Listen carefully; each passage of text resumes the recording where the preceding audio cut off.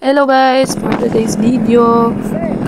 By the way guys, kagahapon na rin ako video no. So karon na ako gi-voice over kay kapoy ko gahapon kay buglan kayo gahapon guys. And then guys, mo today may nagbutuan kay mag process may atong pag-ibig na mo SSS mental health.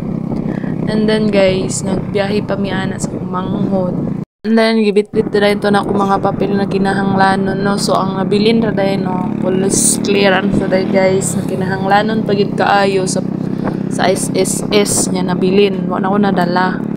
And then, rin napita, guys, is ampayo na mi.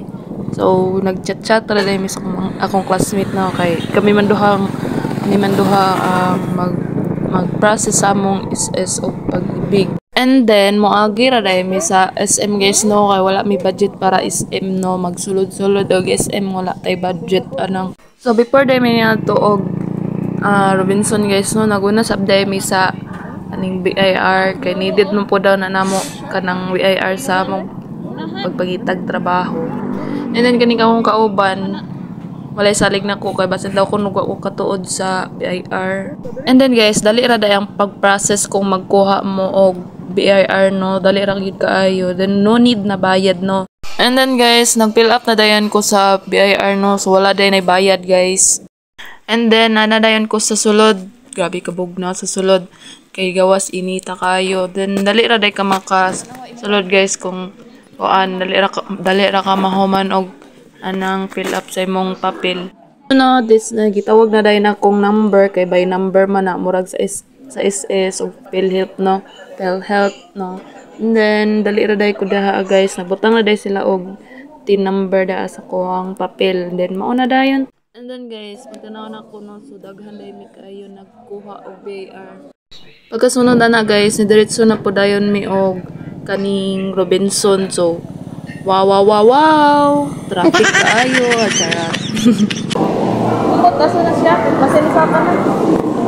Or napasagawas. And then, nakuha na dayon na mo ang pag-ibig number guys. So, imuray pakita mong tracking number. Pag umana na guys, ito na po mi sa SS. Nagwat rami og tawagon na mong number. Gawas na mi, manyunto na mi guys. Wala na kompleto akong SS guys. Ayaw, na permanent. Nasunod na goro ka ng dili bitaw magdali. Kapoy. Private. Di nga naman na sa mall sila magkuan basta private.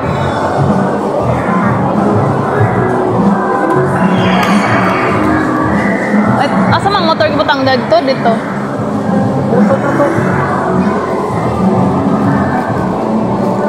Gawas na mi guys.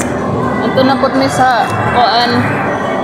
Ato na pod mi sa PhilHealth magkuan. Ay, kay ipat. Utro na ko ba kay? Ang lugar ato is nasa Adlay. Adlay na. Nagpuyo ba ko balang-balang bulo. Kuha na tarong.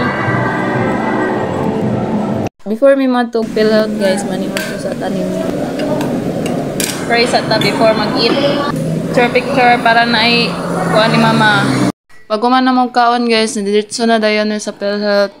Kaya aron dali ra mahuman. So dugay pa dayon mi nahuman dito, dugay mi nakagawas. And guys, pag human ato, nangutan na tong guard og nagunsa mi dinha, nangutan nag-ingon ko nga mag-outro ko sa akong lugar sa akong PhilHealth no. So then ningiya din kong gitudlon no sa dapit. Anya pag pila pag yun ako kay una nako akong ngalan, di ba last name ang una. Ang akong ibutang kay first name na Buloy na.